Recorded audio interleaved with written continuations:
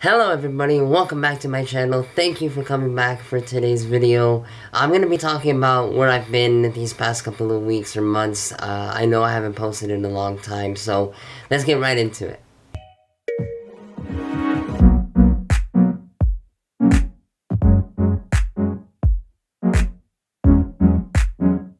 Okay guys, so I know I've been missing for my videos for a very long time. I haven't posted in a while. I do have reasons why, mostly because I've been sick. I was involved in a car accident a couple months ago, and it damaged my nerve endings on the back of my neck, which in turn made me have headaches and excruciating pain. When I mean excruciating pain, I mean excruciating pain. My pain, from a scale from 1 to 10, was like a 25 out of 10. It was 1,000 out of 10. And so I would always rush to the emergency rooms. Every day I was in the emergency room, almost every week. And they pumped me up full of medicine that they thought was right for me, which is Dilaudid. And the thing about Dilaudid is that it's very addicting. Although it did help a lot. I wasn't in pain and things like that. The thing with Dilaudid is that it's very addicting, and I can say that I got addicted to it, but not your usual way. I wasn't like needing a hit or something like that, but my body got addicted to it. So after I started seeing a pain management doctor at City of Hope, who started giving me nerve pain shots, which, by the way, not fun. They hurt a lot. After I started seeing him, I needed less and less Dilaudid. Every day I was popping a pill or in the emergency room getting it injected into me. I didn't know where I was or who I was or what I was saying or what I was doing. I was really just super high. And I was on that for the pain, but it ended up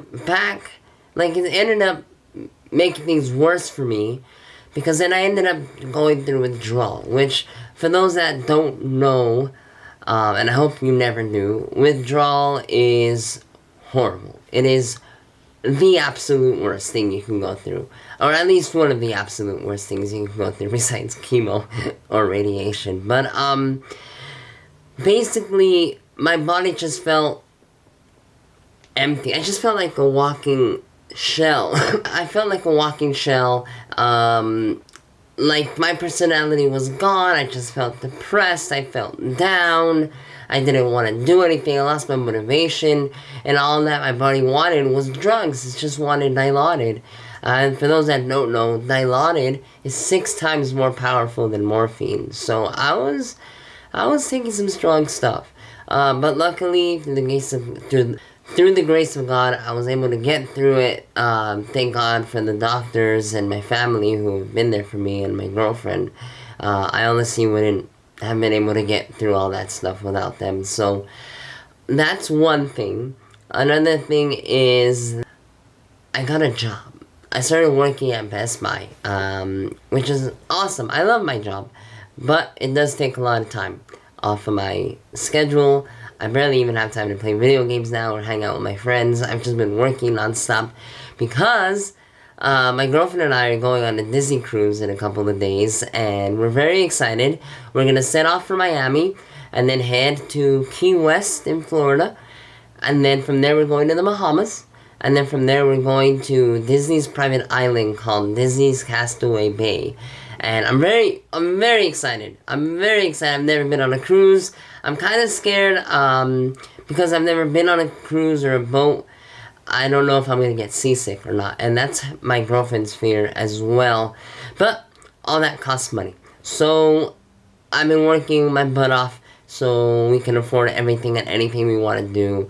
After that, I do have some plans to go to Mexico, like Cancun. I want to go to Hawaii, and we're gonna go back to Orlando, hopefully around spring break time, which is around May or something like that, so we can go to Universal Studios Orlando. And then in May we're actually going to Disneyland Paris. So A lot of stuff. We have a lot of things planned. But besides the job, there is something pretty big that happened. And I don't remember if I put it in my last video or not. So if I did, I apologize. I'm going to rehash some stuff. But sadly, they told me that I have less than a year to live. So I've been dealing with that and the depression and the anxiety that comes with being told you have less than a year to live. It hasn't been easy dealing with the diagnosis of being a terminal patient. There's so much you have planned for your life. I know that when I was a teenager, I had planned to marry my girlfriend and have, 3 kids and have a house by the time I was my age. And that didn't work out. And when my next girlfriend also planned to get married and whatnot. And we all have these plans that we make by ourselves, for our future families. I was robbed of all that almost 7 years ago when I got diagnosed with cancer. But to know that my fight is coming to an untimely end because of something that can't be beaten, which is my tumor, it's hard. It's been really hard. Some days have been harder than others. Some nights have definitely been harder than others. I stay up until 3 in the morning contemplating life. It's really twisted because I'm scared to live. Because in my mind, right, what goes on in my mind is just a little peek. Because if I let the door in, you guys are going to call me crazy. But in my mind, it's like, do I go to school? Do I not go to school? Do I get another job? Do I try to get promoted? Do I even try anymore? Because what's the point of trying if I'm just going to end up 6 feet underground anyways? And it really, really takes away from a person. Not just my personality, but my emotions, my drive, me. It's just me. Like, I'm not who I am anymore, who I used to be. I'm not that happy-go-lucky kid anymore, and it's all because of that diagnosis. And maybe it's my fault for wanting to know, but I do have an MRI coming up in February, and I'll know how much time I do have left.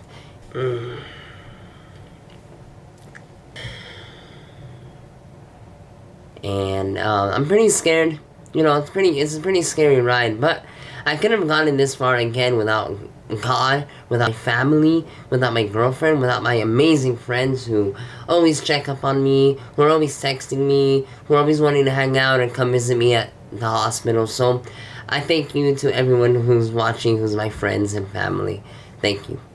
But I am planning all these trips around the diagnosis that I have less than a year to live. I do have things to look forward to. Again, I'm really excited for this cruise. It's a Marvel-themed cruise. I'm probably going to put some pictures up on the screen right now so you guys can check it out a little bit. We're going to do some snorkeling. We're going to do some parasailing.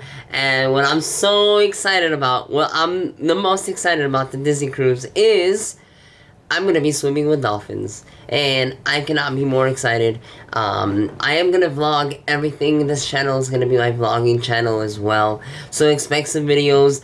I am shy. I am embarrassed to, walk around recording everything. I just don't like people staring at me. I don't care what people think about me. That went out a long time ago.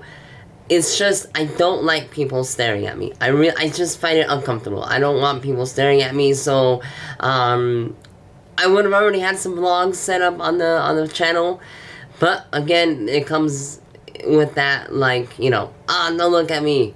I want to be in private, but I will try my best to get out of that, to get out of my comfort zone and bring you guys all the travel updates that I'm going to be going on, and it's going to be a ton of fun, so stay tuned. And again, that's where I've been.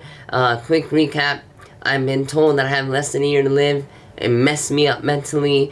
I got very, very sick with the car accident, and then I dilaudid and the withdrawal, and I got a job, so I've been very busy, but expect more videos. I got some good lighting now. I have a better camera, I don't know if you guys can tell, and we're gonna do this. We're gonna get through this, and we're gonna go on this adventure, so Thank you guys for tuning in and have a good one.